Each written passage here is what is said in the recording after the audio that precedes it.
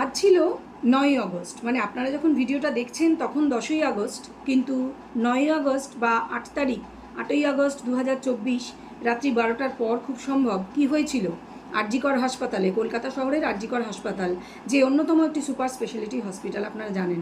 সেখানে কি হয়েছিল এখন আর নতুন করে কাউকে বলতে হবে না। হ্যাঁ, সেখানে ডাক্তার অভয়াকে নৃশংসভাবে ধর্ষণ এবং হত্যা করা হয়েছিল। কারা করেছিল, কি করেছিল সেটা এখনও আমাদের অজানা, বিচার এখনও অধরা। এবং সেই বিচারের দাবিতেই তারই মৃত্যুদিনে তার বাবা মা ডাক দিয়েছিলেন নবান্ন অভিযানের। আমি জানি না তারা নবান্ন অভিযান করে কি করতে চেয়েছিলেন, কারণ যার বিরুদ্ধে তাদের অভিযোগ তিনি শহরে ছিলেন না। কিন্তু এটা হয়তো একটা প্রতীকী আন্দোলন ছিল, যে প্রতিবাদ, যে মেয়ের মৃত্যুর 1 বছর হয়ে গেল। তারা জানেন, তারা বুঝেছেন যে সত্যিকারের কোনো সমাধান বা সত্যিকারের যারা অপরাধী তারা এখনও খোলা ঘুরছে, কারণ তারা বলছেন তাদের কাছে অনেক প্রমাণ রয়েছে। আমরা অনেক আলোচনা করেছি এই নিয়ে, প্রচুর কথা বলেছি, আজকে সেগুলো বলতে আসিনি। যে মেয়েটি, যে ডাক্তার মেয়েটি চলে গিয়েছে বিনা দোষেই, আমি বলবো, কারণ তার কোনো দোষ ছিল না।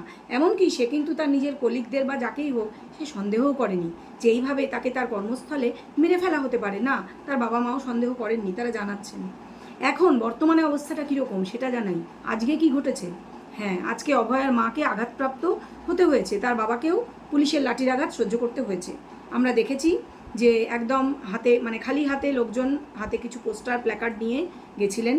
তারা ভারতবর্ষের পতাকা, জাতীয় পতাকা হাতে করে গিয়েছিলেন, এবং সেই পতাকা আমরা দেখেছি আমাদের দেশের যারা পুলিশ, তারা মানে কিছু পুলিশ, আমি জানি না তারা কতটা সত্যিকারের পুলিশ কিনা আমি বলতে পারবো না, জাতীয় পতাকাকে তারা মারিয়েছে। অতএব তারা পুলিশ হোক আর যেই হোক, সে কথা তো বলতেই হবে। আমি জানি না এটা নিয়ে কোনো কেস হবে কিনা, কিছু হবে কিনা, যে জাতীয় পতাকা মারালে হয় কিনা, তবে তারা সেটা করেছেন, এটা আমরা দেখেছি। তারা কারা জানি না, পুলিশের পোশাকে অন্য কেউ না সত্যি পুলিশ ছিলেন সেটা এখন বলা সম্ভব নয়, সেটা যদি তদন্ত হয় তখন জানা যাবে। কথাটা হচ্ছে যে এই যে অভয়ার বাবা মা যাচ্ছিলেন মিছিলে, তারা সামনে ছিলেন, অগ্রভাগে যাকে বলে, তাদের সঙ্গে আরও কিছু অন্য দলের কিছু নেতা নেত্রী ছিলেন, কিন্তু কেউই কিন্তু দলের ব্যানারে যাননি, মানে কোনো দলীয় পতাকা ছাড়া প্রত্যেকেই সাধারণ মানুষ হিসেবে গিয়েছিলেন। এরপর যেটা হলো সেটা খুবই নক্কারজনক বললেও কম হবে, কারণ অভয়ার মা, যিনি খুব ভোকাল, যিনি কালকেও কিন্তু বক্তৃতা দিয়েছেন যে এরা কিন্তু কোনো দলমত নির্বিশেষে, মানে দলমত ওসব দেখেন না, কালকে যে বামপন্থী ডাক্তাররা, ডাক্তারদের অভয়া মঞ্চ, সেখানেও তারা বক্তৃতা দিয়েছেন সন্ধেবেলায়, কাল রাতে, সন্ধে নয় কাল রাত্রি। এবং তারা কিন্তু আজকে মানে 9 তারিখ বিকেলেও সেখানে কথা বলার কথা ছিল, ওদের সঙ্গে কোনো একটা জায়গায় যাওয়ার কথা ছিল, কালীঘাট বা এরকম কোথাও। তারা যেতে পারেননি কারণ তারা হসপিটালাইজড, মানে ভদ্রমহিলা হসপিটালাইজড, আপনারা সকলেই জানেন। তার মাথা মেরে ফাটিয়ে দেওয়া হয়নি, কিন্তু বিশাল একটা বড় একটা তালের মতন হয়ে গিয়েছে, সেটা দেখেছে। আমরা জানি না ভবিষ্যতে কি অপেক্ষা করে আছে, টিউমারের মতন বিশাল হয়ে ফুলে গিয়েছে, কতটা জোরে লাঠি দিয়ে আঘাত করা হয়েছে। শোনা যাচ্ছে মহিলা পুলিশ একখানে, আমি যা অভয়ের বাবার মুখে শুনলাম, একদিকে সরিয়ে নিয়ে গিয়ে তাকে মারধর করেছে। আমি জানি না এটা কেন করা হয়েছে, এরা সত্যি মহিলা পুলিশ ছিল না এরা অন্য কোনো কেউ, ক্যাডার বা কেউ, সেটা কিন্তু বোঝা যাচ্ছে না, কারণ পুলিশের বেশে অন্য কেউও হতে পারে, জানা নেই, আমি এটা বলতে পারবো না, বিচার করে দেখলে বোঝা যাবে। তবে যা হয়েছে সেটা কেন হয়েছে সেটা জানতে হলে অভয়ার বাবার কথাটা শুনতে হবে। অভয়ার বাবা জানাচ্ছেন, আগেই জানিয়েছিলেন এটা, যে তাদের পাড়ার লোক তাদের সঙ্গে ভালো করে কথা বলছে না। ভালো করে কেন কথাই বলছে না, পাড়ার মধ্যে তারা এক ঘরে, তাদেরকে এক জায়গা মানে এক ঘরে করে দেওয়া হয়েছে। এটা কিন্তু আগেও আমরা দেখেছি, এটা হতো, মানে বামপন্থীরা যখন ছিলেন পাওয়ারে, সিপিএম যখন পাওয়ারে ছিল সোজা কথায়, সেই সময়ও যে হতো না তা নয়, তবে এত গুছিয়ে, মানে এত ওপেনলি হতো না, এত জানিয়ে শুনিয়ে হতো না। এখন হচ্ছে একদমই এই দেখ কথা বলবি না, এরকম মানে সামনাসামনি। তারা বলছেন তাদের পাড়ার লোক কিন্তু এরকম ছিলেন না, তাদের পাশেই ছিলেন, কিন্তু বর্তমানে তাদের পাড়ার লোক তাদের দেখলে কথা বলেন না। তারা জিনিসপত্র কিনতে দোকানে গেলে তাদেরকে মানে জিনিস দেবেন কি না, বিক্রি করবেন কি না, এটা ভাবেন, মানে ধোপানাপিত বন্ধ অনেকটা। আপনারা শুনেছেন নিশ্চয়ই, আগে এটা হতো গ্রামের দিকে, সেটাই আবার হচ্ছে শহরের মধ্যে, ঠিক আছে?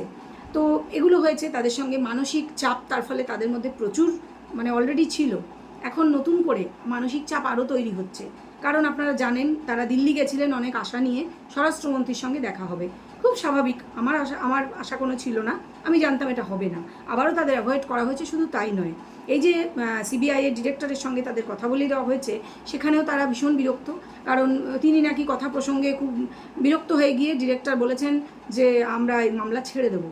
তো স্বাভাবিকভাবে অভয়ের বাবাও তখন রেগেও গিয়েছিলেন, এটা বোঝাই যাচ্ছে একটা কথা কাটাকাটি হয়েছে, এবং উনি বলেছেন এটা কোর্টে বলুন, আমার কাছে বলছেন কেন, এরকম। মানে আমি জানি না সিবিআই সত্যিকারের দোষী কিনা, তারা কি সত্যি হাতে প্রমাণ পায়নি? অভয়ের মা বাবা বলেন পেয়েছে, এনারা বলেন যে সব প্রমাণ ওদের কাছে রয়েছে, ওরা টাকা নিয়ে বা যে করে হোক চেপে রেখেছে। কিন্তু এটা কি সম্ভব? কারণ তারাও কিন্তু কোথাও একটা জবাবদিহি করতে বাধ্য, এটা কিন্তু ঘটনা। তাদের কাছে নিশ্চয়ই তাদের সপক্ষে প্রমাণ রয়েছে। আপনারা ভালো করে ভেবে দেখুন যে কোর্টে যখন ট্রায়াল হয় কোনো একটা মামলা, তখন কিন্তু শুধু প্রমাণ, সব কিছু প্রমাণ চাই। অনেক কিছুই বোঝা যাচ্ছে, সব কিছুই বুঝতে পারছি আমরা, কিন্তু যদি প্রমাণটা না থাকে হাতে, তাহলে সেটা কোর্টে কিন্তু প্রমাণ করা যায় না। এটাও তো হতে পারে যে তাদের হাতে সেই প্রমাণ, যেটাকে বলে এভিডেন্স, সেটা দেওয়াই হয়নি। যেটা আমরা শুনেছি, সাক্ষ্য প্রমাণ লোপাট হয়েছিল। সেই লোপাটের কাজটা খুব সুন্দর করে হয়েছিল, শোনা গেছিল। এবং আমরা জানি যে দ্বিতীয়বার পোস্টমর্টেম করা যায়নি, করা যাতে না যায় তাই খুব তড়িঘড়ি করে অনেক বেনিয়ম অনিয়ম করে একটা যাহক তাহক করে সন্ধ্যের পর পোস্টমর্টেম করে যাহক করে লাশটা জ্বালিয়ে দেওয়া হয়েছিল। আমি বলছি না, অভয়ের বাবা মা বলেন এটা, যে তাদের মেয়ের ক্রিমেশন হয়নি, তার বডিটা ডিস্ট্রয় করা হয়েছিল। তা এখন পরিস্থিতি এইরকম দাঁড়িয়েছে যে অভয়ার মা হাসপাতালে ভর্তি, তার মাথার স্ক্যান করা হয়েছে, এমআরআই না কি বলে সেটাও করতে হবে। মানে তার কি অবস্থা হবে ভবিষ্যতে আমরা জানি না। এবার যে পলিটিক্যাল পার্টির ব্যানারে না গেলেও পলিটিক্যাল লোকজনের সঙ্গেই যেহেতু তাদের যোগাযোগ ছিল এবং গেছিলেন, আমরা জানি যে অপোজিশনের লিডার তিনি ছিলেন মুখ্য ভূমিকায়। তাদের হয়তো ফায়দা হবে, আমি জানি না হবে কি না, সেই পার্টির ফায়দা এই যে এর মায়ের আঘাত দেখিয়ে হবে কি না। তবে আমি তার মাকে বলবো, অভয়ের মাকে, যে আপনি নিজে পারলে ভোটে দাঁড়ান এবং এইটাকে কাজে লাগান। দেখেননি, শেখেননি, হুইল চেয়ারে বসে কি সুন্দর ভোট পাওয়া যায়, পা ভাঙা দেখালে ভোট পাওয়া যায়, হুইল চেয়ারে কপালে ফেটটি দিয়ে ভোট পাওয়া যায়। কপালের ফেটটি আপনি খুলবেন না, আপনি কপালের ফেটটিটা রাখুন এবং এই কপালের ফেটটিটা কাজে লাগান। আপনারা মেয়ের বিচার পাচ্ছেন না কোথার থেকেও, কিন্তু পাবেন, পেতে একমাত্র পারেন যদি আপনারা ভিকটিম কার্ডটা প্লে করেন ঠিকভাবে। শেখেননি আপনারা? এত বছরেও কিছু শেখেননি কারোর কাছ থেকে? আরে আপনারা শেখেননি? কি সুন্দর পায়ে ব্যান্ডেজ করে, পায়ে প্লাস্টার করে, হুইল চেয়ারে বসে অনেক কিছু পাওয়া যায়। এই রাজ্যের লোক অনেক বোকা বানতে ভালোবাসে। এবার একটু আপনারা ভিকটিম কার্ড প্লে করুন, আপনারা একটু বোকা বানান, তাহলে দেখবেন আপনাদের মেয়েটা হয়তো বিচার পেলেও পেতে পারে। আপনাদের মেয়ের বিচার আনার জন্য হয়তো এই রাজ্যের লোকই আপনাদের সঙ্গে ঝাঁপিয়ে পড়তে পারে। 2-4টে লোক নয়, সব লোক। সেজন্য বলছি একটু বুদ্ধিটা করুন, যার সঙ্গে যেরকম, বুঝলেন তো? আপনারা তো এতদিন ভদ্রতা করলেন, অনেক সোজা পথে দেখলেন, সোজা আঙুলে ঘিটা না উঠলে জানেনই তো আঙুলটা একটু বাঁকাতে হয়। সেজন্য বলছি ভিকটিম কার্ডটা সুযোগ পেয়েছেন, প্লে করুন, একদম ভিকটিম কার্ডটা প্লে করুন, একদম। কার কাছে শিখবেন? কেন, শেখানোর জন্য তো তিনি আছেনই। বুঝতেই পারছেন কার কথা বলছি? অতি অবশ্যই তার কাছে ভালো করে তার পুরনো ভিডিওগুলো দেখুন, দেখে শিখুন কিভাবে ভিকটিম কার্ড প্লে করতে হয়, করুন। তবেই হয়তো আমাদের অভয়া, আপনাদের মেয়ে বিচার পাবে। এই বলে আমার ভিডিও এখানে শেষ করব। এর বেশি কিছু বলার আজকে আমার আর বাসনা হচ্ছে না, আর কিছু বলার নেইও। কারণ বিরক্ত, একেবারে বিরক্ত হয়ে গেছি। সবাই হয়েছেন জানি, যারা অভয়ার বিচার চান তারা হয়েছেন। এখনও চাই অভয়ার বিচার এবং বিশ্বাস করি অভয়ার মা বাবার মতোই যে বিচার অভয়া পাবে। তবে অভয়ার মা এবং বাবাকে বলবো খুব সাবধানে থাকবেন। কারণ এই যে আপনাদের পাড়ার লোক আপনাদের সাথে কথা বলছে না, আপনারাই বলেছেন, তাদের শিখিয়ে দেওয়া হয়েছে, কে করেছে না করেছে সবই জানেন। এছাড়াও আপনাদের সঙ্গে আজকে যেটা হলো, সেটা যে অভিপ্রেত হয়তো আপনারা ভাবেননি, এতটা ভাববেন, আরও বেশি ভাববেন, একটু এগিয়ে গিয়ে ভাববেন। আপনাদের এগেনস্টে যারা রয়েছে বা আপনারা যাদের এগেনস্টে রয়েছেন, যাদের বিরুদ্ধে আপনাদের প্রতিবাদ, তারা কি কি করতে পারে এটা আন্দাজ করার চেষ্টা করবেন। আরে বাবা, নিজেকে বসাবেন ওই জায়গাটায়, বসিয়ে ভাববেন, তাহলেই তো বুঝতে পারবেন। তাহলে বুঝলেন নিশ্চয়ই কি বলেছি। যদি আমার ভিডিওটা আপনাদের চোখে পড়ে, আমি চাইবো আপনারা সকলে শেয়ার করুন, ওনাদের কাছে পৌঁছে দিন ভিডিওটা, যাতে ওনারা দেখেন এই ভিকটিম কার্ড ওনাদের এবার প্লে করতে হবে, না হলে হবে না। কারণ দেখছেন তো, ভিকটিম কার্ড প্লে করলে তো কিছু পাওয়া যায়, গদি পাওয়া যায়, গদিতে বসে থাকা যায়, পায়ের ওপর পা তুলে রাজা রানী হওয়া যায়, অনেক কিছু করা যায়। বুঝলেন তো কি বললাম?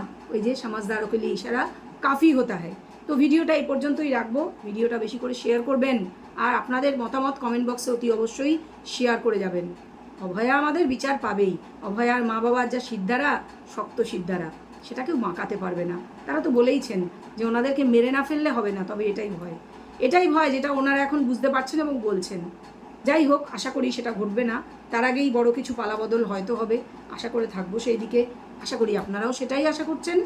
তো সমস্ত ভদ্র মানুষদের কাছে আমার আবেদন এটাই, যে যদি চান অভয়ার বিচার, তাহলে তার বাবা মায়ের সঙ্গে থাকুন। আবারও বলবো, এটা বলে আমি আমার ভিডিও এখানে শেষ করব।